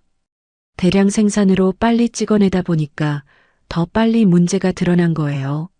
할머니, 이제 어떡해요? 준우가 물었습니다. 저는 고개를 저었어요. 아직이야. 더 터져야 해. 완전히 망해야 해. 냉정하게 들렸겠지만 이건 전쟁이었어요. 상대가 완전히 쓰러질 때까지 기다려야 했습니다. 그런데 예상치 못한 전화가 왔어요. K푸드 경연대회에서 온 전화였습니다. 전국 전통 발효식품 업체가 참가하는 대규모 행사였어요. 농림축산식품부에서 후원하고 지상파에서 생방송으로 중계한다고 했습니다.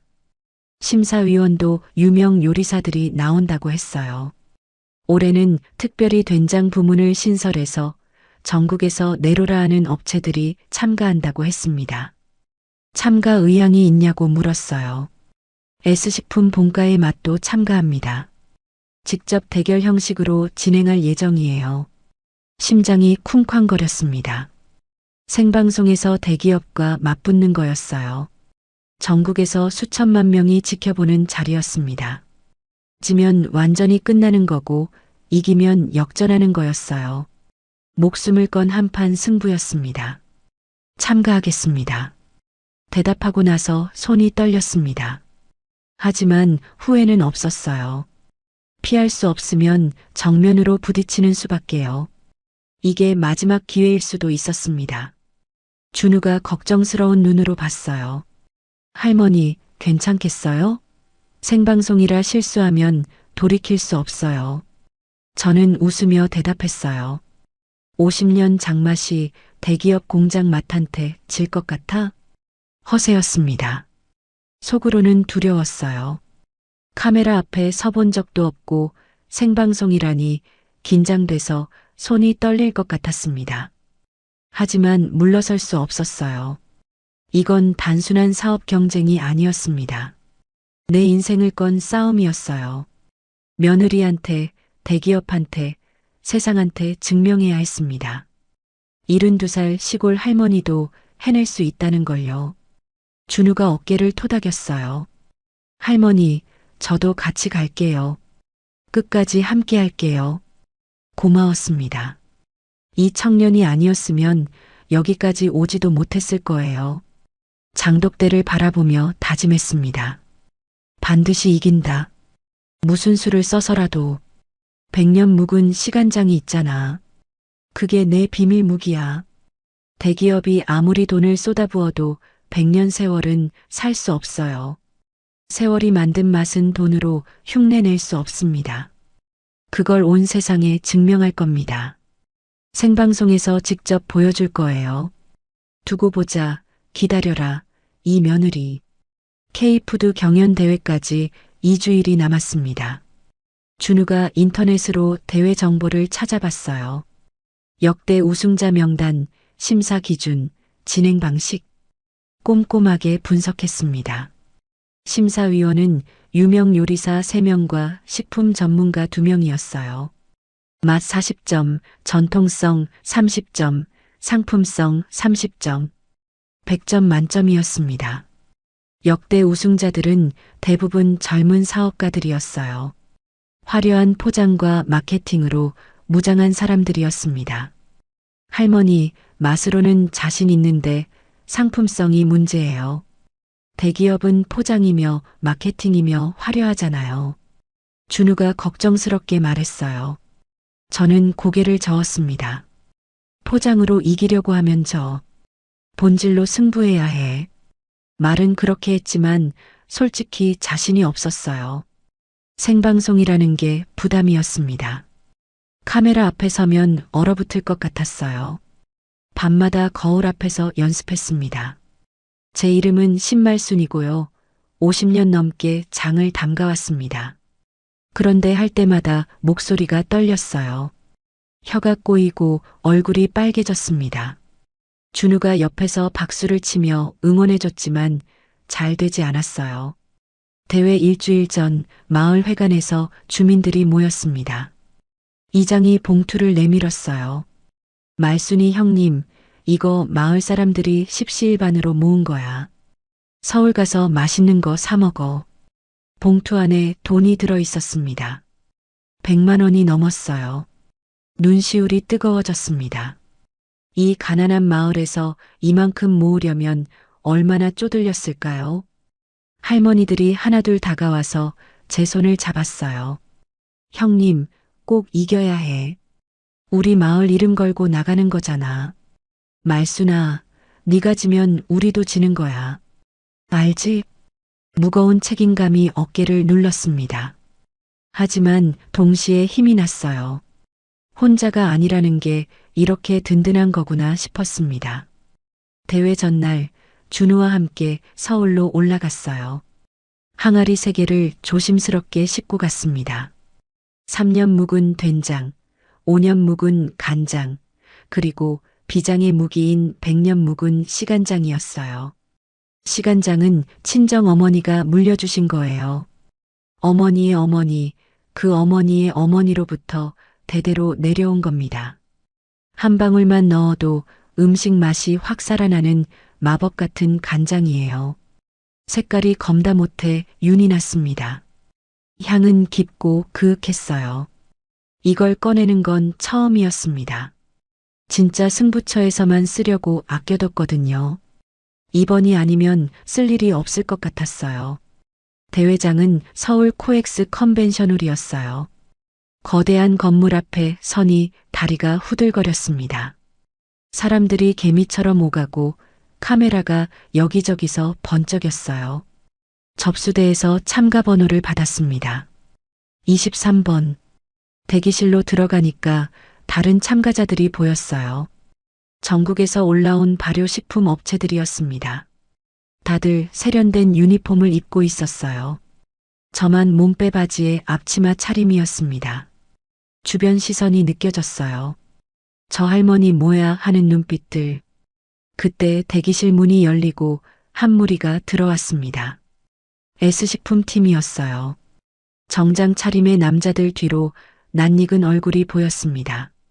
며느리 예진이었어요. S식품 로고가 새겨진 명찰을 달고 있었습니다. 직함이 써 있었어요. 본가의 맛브랜드 총괄. 눈이 마주쳤습니다. 며느리가 피식 웃었어요. 비웃는 표정이었습니다. 일부러 제 옆을 지나가며 말했어요.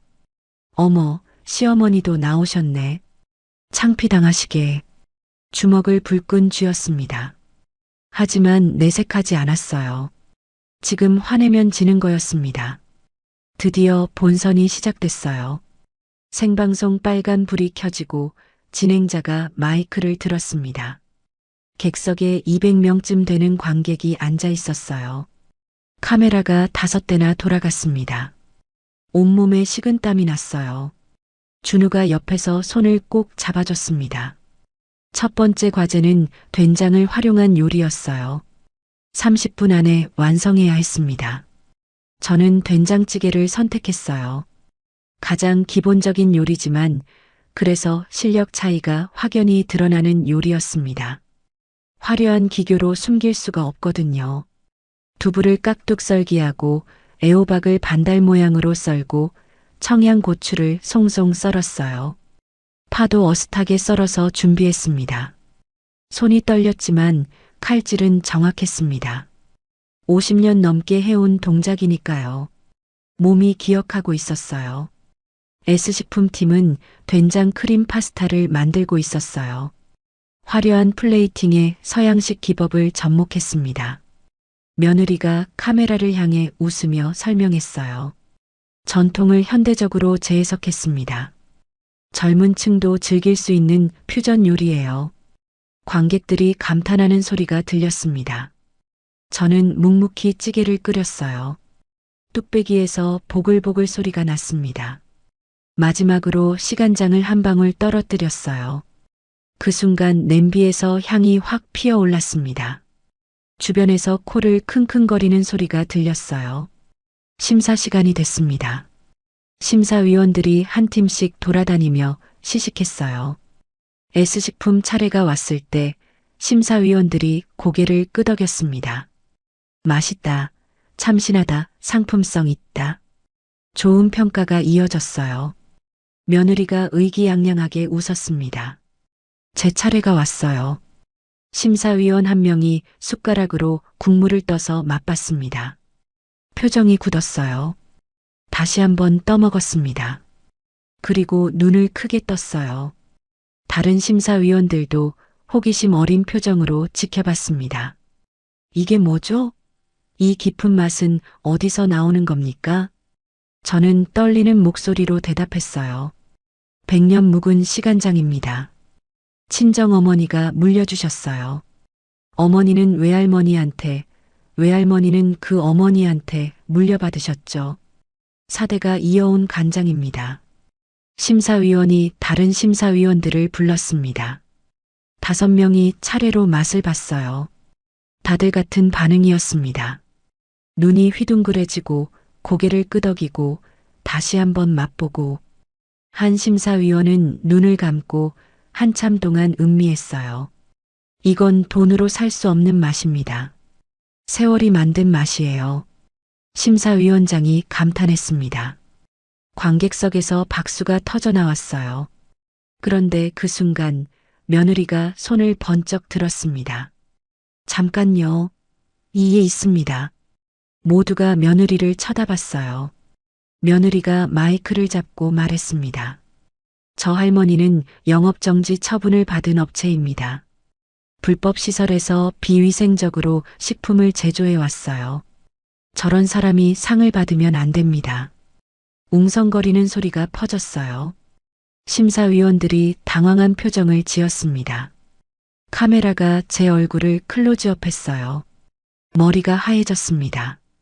준비한 말이 다 날아갔어요. 그때 준우가 앞으로 나섰습니다. 그 영업정지는 허위 신고에 의한 것이었습니다.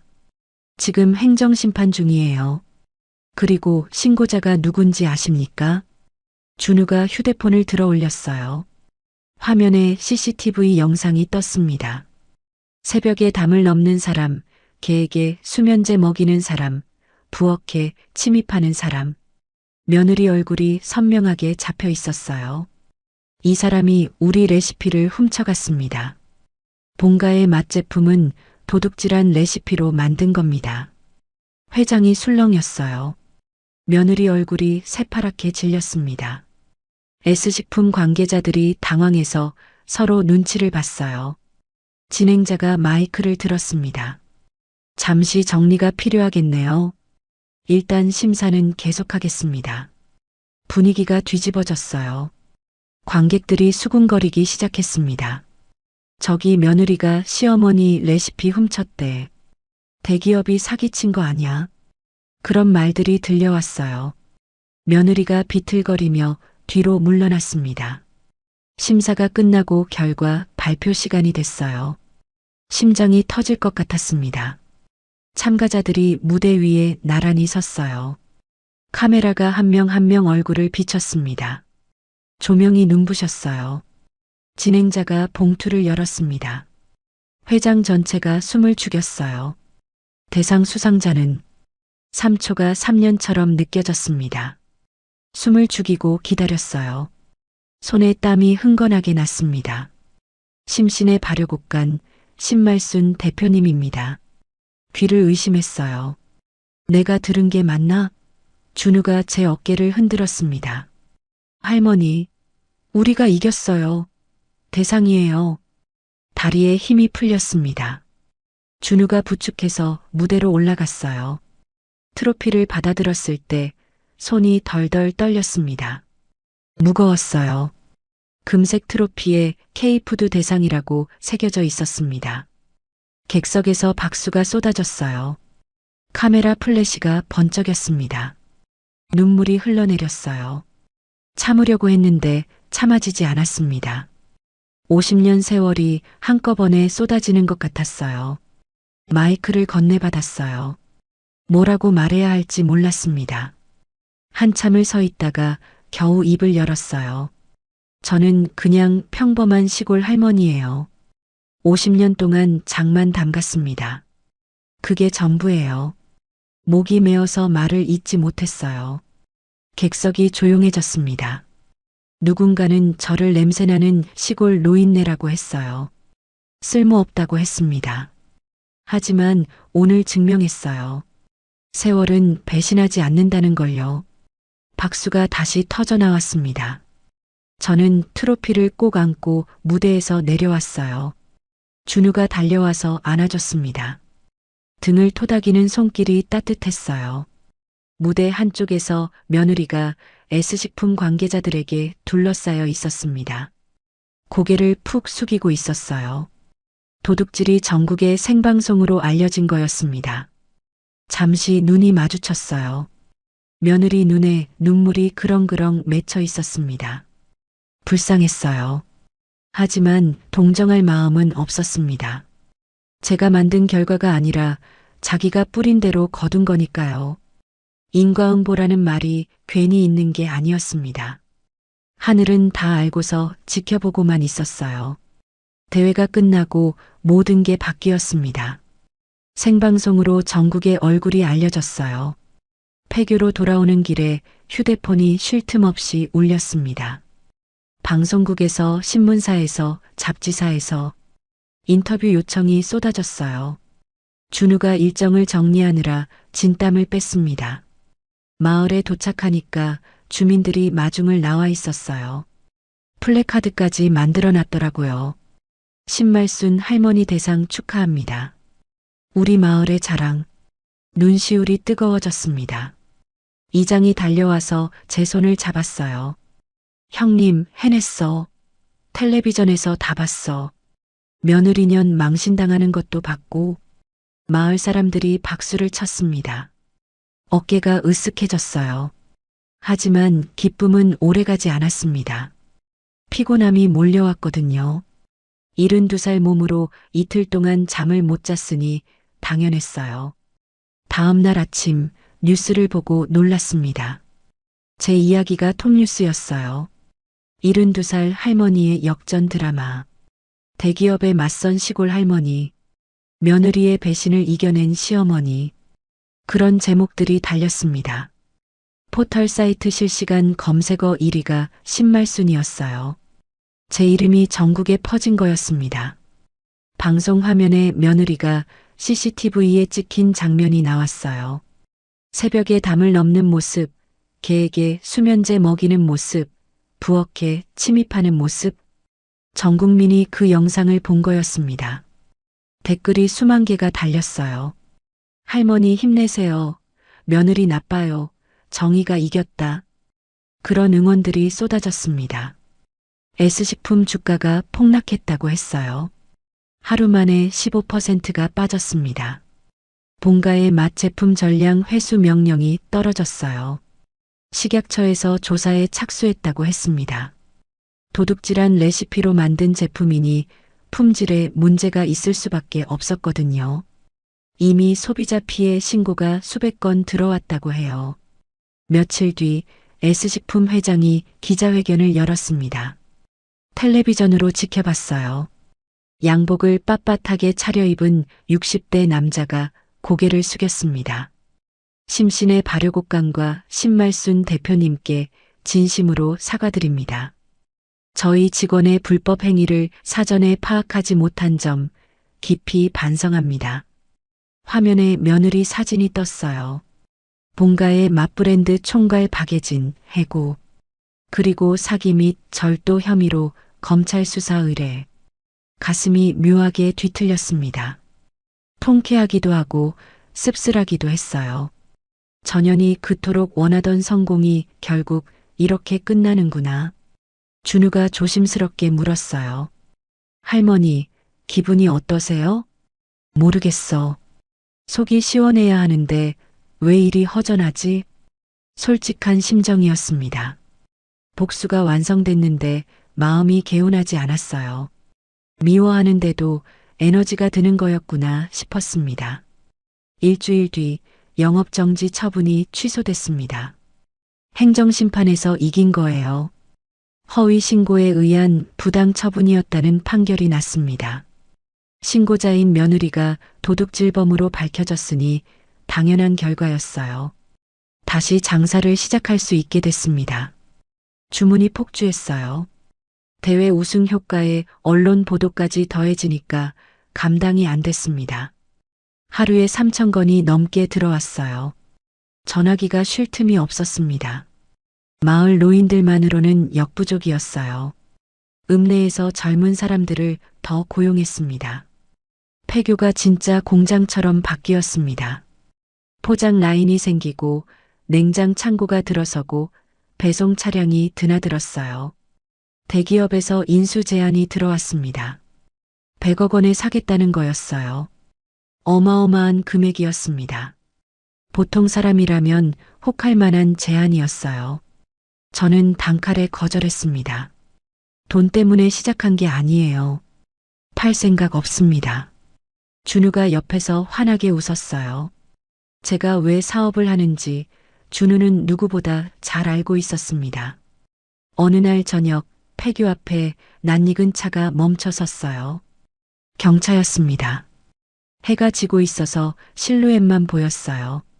차에서 내린 사람을 보고 가슴이 철렁 내려앉았습니다.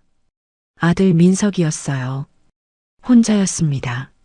예전과 달리 수염이 덥수룩하게 자라 있었고 눈 밑에 다크서클이 짙게 깔려 있었어요. 볼도 쪽 빠져 있었습니다. 양복 대신 낡은 점퍼를 입고 있었어요. 반년 전 강남 아파트에서 봤던 그 번듯한 아들이 아니었습니다. 완전히 망가져 있었어요. 저는 대문 앞에 서서 아들을 막았어요. 마을 개들이 짖기 시작했습니다. 뭐하러 왔어? 목소리가 차갑게 나왔습니다. 엄마. 민석이가 무릎을 꿇었습니다. 흙바닥에 쿵 하고 무릎이 부딪히는 소리가 났어요. 그리고 땅에 이마를 박았습니다. 잘못했어요. 엄마. 제가 정신이 나갔었어요. 목소리가 떨렸습니다. 어깨가 들썩거렸어요. 울고 있었습니다. 저는 가만히 서서 내려다봤어요. 마음이 흔들렸습니다. 저 애가 어렸을 때 업어서 키웠는데 밤새 열 내리게 하려고 이마에 수건 갈아주던 밤들, 대학 합격했다고 껴안고 울던 날, 그 기억들이 스쳐 지나갔어요. 예진이랑 이혼했어요. 민석이가 고개를 들었습니다. 눈이 빨갛게 충혈되어 있었어요. 그년이 날 이용만 한 거였어요. 엄마 재산 뺏으려고 접근한 거였어요. 저는 바보같이 그것도 모르고 한참을 울었습니다. 콧물이 턱까지 흘러내렸어요. 처량한 모습이었습니다. 저는 아무 말도 하지 않았어요. 섣불리 동정하면 안 될 것 같았거든요. 아들이 울음을 삼키며 말을 이었습니다. 직장도 잘렸어요. 예진이 사건 터지고 나서 회사에서 잘렸어요. 월세도 3달째 밀렸고요. 친구들도 다 등 돌렸어요. 자업자득이지. 냉정하게 말했습니다. 아들이 고개를 푹 숙였어요. 엄마, 다시 기회를 주세요. 제가 여기서 일할게요. 막노동이라도 할게요. 장작 패고 항아리 나르고 뭐든 할게요. 저는 고개를 저었습니다. 너한테 필요한 건 일자리가 아니야. 그럼 뭐예요? 내 인생을 내가 책임지는 거야. 나한테 기대지 말고. 냉정하게 들렸을 겁니다. 하지만 이게 진짜 사랑이었어요. 다시 품어주면 또 의존하게 될 거였습니다. 아들이 진짜로 변하려면 스스로 일어서야 했어요. 집에 가. 일자리는 내가 직접 구해. 그리고 1년 뒤에 와. 그때 내가 어떻게 살았는지 보고 판단할게. 민석이가 눈물 콧물을 흘리며 고개를 끄덕였습니다. 비틀거리며 일어났어요. 차에 타기 전에 뒤를 돌아봤습니다. 제 눈을 보더니 입술을 달싹였어요. 엄마 사랑해요. 대답하지 않았습니다. 차가 떠나고 나서야 눈물이 흘렀어요. 아무도 보지 않는 곳에서 한참을 울었습니다. 며칠 뒤 검찰에서 연락이 왔어요. 며느리 사건 관련해서 참고인 조사를 받아야 한다고 했습니다. 서울 검찰청에 갔어요. 으리으리한 건물이었습니다. 긴장됐어요. 조사실에 앉으니까 조사관이 이것저것 물었습니다. CCTV 영상이 언제 찍힌 건지, 피해 규모가 얼마인지, 레시피의 가치가 얼마나 되는지, 합의 의사가 있는지. 합의 안 합니다. 법대로 처벌해 주세요. 조사관이 눈을 동그랗게 떴어요. 보통은 합의금 받고 끝내는 경우가 많다고 했습니다. 저는 고개를 저었어요. 돈이 필요해서 그러는 게 아니에요. 잘못한 건 벌을 받아야 해요. 조사관이 고개를 끄덕였습니다. 돌아오는 길에 마음이 무거웠어요. 며느리가 감옥에 갈 수도 있다는 게 실감이 났거든요. 어쩌면 몇 년 동안 철창 안에서 살게 될 수도 있었습니다. 하지만 마음을 굳게 먹었어요. 잘못한 사람은 벌을 받아야 하는 거였습니다. 봐주면 또 다른 피해자가 생겨요. 버스 창밖을 보며 생각했습니다. 이게 정말 끝인가? 아직 뭔가 남은 것 같은 느낌이 들었어요. 폐교로 돌아오니까 준우가 기다리고 있었어요. 서류 뭉치를 들고 있었습니다. 표정이 밝았어요. 할머니, 좋은 소식이에요. 농림축산식품부에서 전통식품명인 지정심사를 해주겠대요. 전통식품명인. 꿈에도 생각 못했던 타이틀이었습니다. 전국에 손꼽히는 장인들만 받는 영예였어요. 명인으로 지정되면 정부 지원도 받고 브랜드 가치도 올라가고 후계자 양성 프로그램도 참여할 수 있대요. 무엇보다 국가가 내 기술을 인정해 주는 거였습니다. 진짜야? 나 같은 시골 할머니가? 진짜예요. 대회 우승에 50년 경력에 100년 시간장까지 자격이 충분하대요. 준우가 눈을 반짝였습니다. 저도 웃음이 났어요. 72살에 이런 일을 겪을 줄은 몰랐습니다. 남편이 살아있었으면 뭐라고 했을까요? 아마 말수나 고생했다 하면서 등 토닥여줬겠죠. 할머니, 진짜 해낸 거예요. 시골 할머니가 대기업 이기고 명인까지 되는 거예요. 영화 같아요. 영화보다 더 드라마틱하지. 현실이 더 무섭다니까. 둘이서 한참을 웃었습니다. 밤에 장독대 앞에 섰어요. 달빛이 항아리들을 비추고 있었습니다. 수백 개의 항아리가 운동장에 줄지어 서 있었어요. 네 군데 같았습니다. 이것들이 있어서 여기까지 올 수 있었어요. 남편 영정 사진을 꺼내 들었습니다. 영감, 나 잘하고 있는 거 맞지? 아들 쫓아보내는 게 맞는 거지? 바람이 불어와 머리카락을 흔들었습니다. 대답처럼 느껴졌어요. 그래, 잘하고 있어. 그 말을 들은 것 같았습니다. 눈물이 한 방울 흘렀어요. 닿지 않았습니다. 이제 마지막 단계가 남았어요. 내가 이 모든 걸 왜 시작했는지, 어떻게 마무리할지 결정해야 했습니다. 돈도 명예도 복수도 다 잃었어요. 그럼 이제 뭘 해야 할까요? 별을 올려다보며 생각했습니다. 답은 이미 마음속에 있었어요. 내일 아침 준우한테 말해야겠습니다. 이 길고도 긴 여정의 마지막 장을 이제야 펼칠 때가 드디어 온 것입니다. 1년이 지났습니다. 계절이 4번 바뀌는 동안 많은 일이 있었어요. 전통식품 명인 심사를 통과했습니다.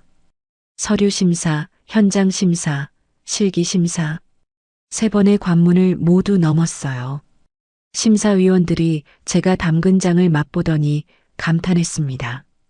농림축산식품부 장관이 직접 인증서를 수여했어요. 정부 세종청사 대강당에서 열린 행사였습니다. 양복 입은 사람들 사이에서 저만 한복을 입고 있었어요. 대한민국 전통식품 명인 제73호 신말순. 금색 글씨가 새겨진 액자를 받아들었을 때 손이 떨렸습니다. 평생 장만 담갔을 뿐인데 이런 영예를 받다니요. 객석에서 준우가 박수를 치고 있었어요. 눈물이 났습니다. 명인 지정 이후로 삶이 또 달라졌습니다. 대학교에서 특강 요청이 왔어요. 식품영양학과 학생들 앞에서 강의를 했습니다. 처음에는 떨려서 혀가 꼬였어요. 하지만 장담그는 이야기를 하니까 자연스럽게 말이 나왔습니다. 학생들이 눈을 반짝이며 들었어요. 질문도 많이 했습니다. 시간장은 어떻게 관리하냐? 매주 띄우는 비결이 뭐냐? 전통 발효의 미래는 어떻게 보냐? 대답하다 보니까 2시간이 훌쩍 지나갔어요. 강의가 끝나고 한 학생이 다가왔습니다. 20살쯤 돼 보이는 여학생이었어요. 할머니, 저도 전통 발효식품 만드는 사람이 되고 싶어요. 어떻게 하면 될까요? 가슴이 뭉클했습니다. 내 이야기가 누군가에게 꿈이 됐구나. 그 학생 손을 잡고 말했어요. 마음만 있으면 돼. 나중에 우리 공장에 놀러와. 내가 가르쳐 줄게. 학생이 환하게 웃었습니다. 그 웃음이 오래도록 기억에 남았어요. 어느 날 준우를 불러서 이야기를 나눴습니다. 장독대 앞 평상에 나란히 앉았어요. 해가 지고 있었습니다. 하늘이 주황색으로 물들어 있었어요. 준우야, 할머니가 할 말이 있어. 준우가 고개를 돌렸습니다. 눈이 맑았어요. 처음 만났을 때 죽으려던 그 눈이 아니었습니다. 살아있는 사람의 눈이었어요. 이 청년이 아니었으면 여기까지 오지 못했을 겁니다. 빚에 쫓기던 청년이 이제는 듬직한 사업 파트너가 됐어요. 직원 30명을 관리하고 거래처와 협상하고 신제품 개발도 주도했습니다. 이 회사 내가 이어받아라. 준우가 눈을 크게 떴습니다. 입이 벌어졌어요. 네, 할머니, 그게 무슨 말씀이세요? 나 이제 73이야. 언제까지 이렇게 뛸 수 있겠어? 내가 대표가 돼서 이끌어가. 준우가 고개를 저었어요. 손을 내저었습니다. 얼굴이 빨개졌어요. 안 돼요. 이건 할머니 회사예요. 할머니가 피땀 흘려서 만든 거잖아요. 저는 준우 손을 잡았습니다. 거칠어진 손이었어요. 1년 동안 얼마나 고생했는지 손바닥이 말해주고 있었습니다. 내가 만들었으니까 내가 물려줄 사람을 정할 수 있는 거야. 너 아니면 누구한테 줘. 준우 눈에 눈물이 고였어요. 고개를 푹 숙였습니다. 할머니, 저 그때 죽으려고 했잖아요. 할머니가 살려줬어요. 이 은혜를 어떻게 갚아요? 갚을 필요 없어. 그냥 잘 살아. 그게 갚는 거야. 한참을 울었습니다. 저도 눈물이 났어요. 둘이서 해가 질 때까지 울다가 웃다가 했습니다. 며칠 뒤 변호사를 불러서 서류를 정리했어요. 회사 지분 전부를 준우에게 넘겼습니다. 법인 등기부등본에 대표이사 강준우라고 적히는 걸 봤어요. 뿌듯했습니다. 그리고 아파트 판 돈 25억 중 20억은 사회복지재단에 기부하기로 했어요. 불우한 노인들을 위한 기금으로 쓰이게 됩니다. 혼자 밥 못 챙겨 먹는 어르신들, 요양원 비용 없어서 고생하는 분들, 그런 사람들한테 조금이나마 도움이 됐으면 했어요. 남은 5억은 제 노후 자금으로 남겨뒀습니다. 충분했어요. 욕심 부릴 나이가 아니었거든요. 돈은 쓰고 죽어야지 쌓아두고 죽으면 무슨 소용이에요. 기부 소식이 알려지자 기자들이 몰려왔어요. 카메라가 번쩍번쩍 터졌습니다. 왜 그렇게 큰 돈을 기부하냐고 물었어요. 돈 때문에 시작한 게 아니었어요. 내 존재를 증명하고 싶었던 거예요. 이제 증명 끝났으니까 돈은 필요한 사람한테 가야죠. 기자들이 연신 카메라를 눌러댔습니다. 저는 담담하게 웃었어요. 그리고 마침내 아들이 돌아왔습니다. 정확히 1년 뒤였어요. 약속한 날짜에 맞춰서 왔습니다. 달력에 동그라미 쳐놓고 기다렸거든요. 폐교 앞에 차가 멈춰 섰어요. 1년 전과 같은 경차였습니다. 낡았지만 깨끗하게 닦여 있었어요. 하지만 차에서 내린 사람은 달랐습니다. 수염을 깔끔하게 밀었고 눈빛이 살아 있었어요. 무엇보다 허리가 펴져 있었습니다. 양복은 아니었지만 단정한 작업복을 입고 있었어요. 흙이 묻어 있었습니다. 일하는 사람의 옷이었어요. 엄마. 민석이가 다가왔습니다. 걸음걸이가 달랐어요. 눈치 보지 않고 당당하게 걸어왔습니다. 손에 뭔가를 들고 있었어요. 작은 화분이었습니다. 빨간 꽃이 피어 있었어요. 제라늄이었습니다. 이거 제가 직접 키운 거예요. 꽃집에서 일하면서 배웠어요. 가슴이 뭉클했습니다. 아들이 꽃을 키웠다고요. 평생 손에 흙 한 번 안 묻히던 애가 1년 동안 뭐하고 살았어? 처음 3개월은 공사판에서 일했어요. 허리 아픈 거 참으면서요. 그러다가 꽃집 사장님이 저 불쌍하다고 데려가 줬어요. 거기서 일하면서 꽃 키우는 법 배웠어요.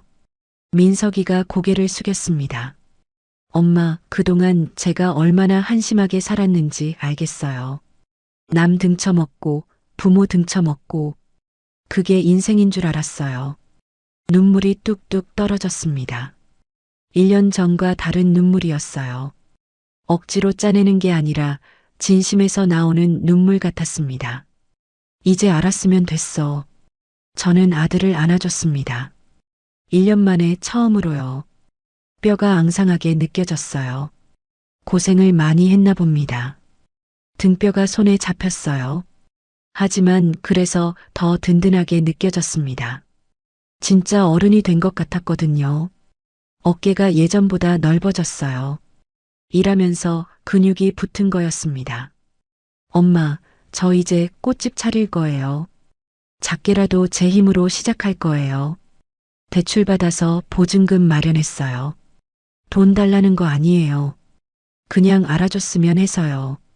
고개를 끄덕였습니다. 가슴이 벅찼어요. 이제야 내 아들이 됐구나. 50년 걸렸지만 늦지 않았어요. 아들이 제 등을 토닥였습니다. 언제부터 이렇게 컸을까요? 어느새 저보다 머리 하나가 더 컸어요. 저녁에 마을 사람들이 모였습니다. 마을 회관에서 잔치를 벌였어요. 돼지고기를 삶고 막걸리를 담그고 전을 부쳤습니다. 다들 한 가지씩 음식을 가져왔어요. 이장이 막걸리를 따르며 말했습니다. 말순이 형님 덕에 마을이 살았어. 젊은 사람들 돌아오고 가게 다시 열고 평생 은인이야. 주민들이 박수를 쳤습니다. 할머니들이 제 손을 잡고 고맙다고 했어요. 한 할머니는 울기까지 했습니다. 손주들이 서울로 떠났다가 다시 돌아왔다며요. 쑥스러웠지만 기뻤습니다. 내가 한 일이 누군가의 삶을 바꿨구나. 그 사실이 가슴 깊이 와닿았어요. 민석이가 할머니들 술잔을 채워드렸습니다. 준우가 고기를 구워 나눠줬어요. 두 청년이 나란히 일하는 모습을 보니까 흐뭇했습니다. 둘 다 제 아들 같았어요. 밤늦게 장독대 앞에 섰어요. 달빛이 항아리들을 비추고 있었습니다. 수백 개의 항아리가 은빛으로 빛나고 있었어요. 이 항아리들이 있어서 여기까지 왔습니다. 50년 세월이 담긴 보물들이에요. 남편 영정 사진을 꺼내 들었습니다. 달빛에 남편 얼굴이 환하게 보였어요. 영감, 나 해냈어. 72에 시작해서 73에 다 이뤘어. 복수도 했고 증명도 했고 아들도 찾았어. 바람이 불어왔습니다. 나뭇잎이 바스락거렸어요. 남편이 대답하는 것 같았습니다. 잘했어. 수고했어. 이제 편하게 살아. 눈물이 흘렀습니다. 하지만 슬픈 눈물이 아니었어요. 1년 전 서울 강남 아파트 복도에서 흘렸던 눈물과는 달랐습니다. 그때는 억울함과 분노의 눈물이었어요. 며느리한테 문전박대당하고 된장 항아리에 금이 가고 요양원 계획을 엿듣고 흘렸던 눈물. 지금은 감사와 평화의 눈물이었습니다. 모든 게 제자리를 찾았다는 안도감이었어요. 뒤에서 발소리가 들렸어요. 돌아보니까 준우와 민석이가 나란히 서 있었습니다. 어깨를 나란히 하고 있었어요. 키가 비슷했습니다. 할머니, 뭐해요? 감기 걸리시겠어요. 별 보고 있었어? 너희도 같이 볼래? 셋이서 나란히 하늘을 올려다봤습니다. 별이 쏟아질 것 같았어요. 은하수가 하늘을 가로지르고 있었습니다. 서울에서는 절대 볼 수 없는 풍경이었어요. 1년 전 이 자리에서 혼자 봤던 하늘이었습니다. 그때는 막막하고 외로웠어요. 앞으로 어떻게 살아야 하나 막연했습니다. 이제는 혼자가 아니었어요. 옆에 든든한 사람들이 있었습니다. 할머니, 감사해요. 준우가 말했습니다. 엄마, 사랑해요. 민석이가 말했어요. 저는 대답 대신 두 사람 손을 잡았습니다. 따뜻했어요. 제 이름은 신말순. 올해 73입니다. 72에 모든 것을 잃었다가 73에 진짜 인생을 찾았습니다. 사람들은 묻습니다. 비결이 뭐냐고요? 비결 같은 건 없어요. 그냥 포기하지 않았을 뿐입니다. 넘어지면 다시 일어나고 막히면 돌아가고 울고 싶으면 실컷 울고 다시 걸었어요. 세월이 만든 장마처럼 인생도 오래 버티면 깊어지는 거였습니다. 누가 뭐래도 제 인생은 제가 주인공이에요. 그걸 깨닫는데 70년이 걸렸습니다. 늦었다고 생각하지 않아요. 깨달았을 때 바로 그때가 가장 빠른 때이니까요. 오늘의 사연 어떠셨나요? 사연이 마음에 닿았다면 더 좋은 사연으로 찾아뵐 수 있도록 구독과 좋아요를 눌러주세요. 그리고 사연의 주인공을 위한 따뜻한 말씀도 댓글로 부탁드립니다. 여러분의 오늘을 응원합니다. 인생 소풍이었습니다.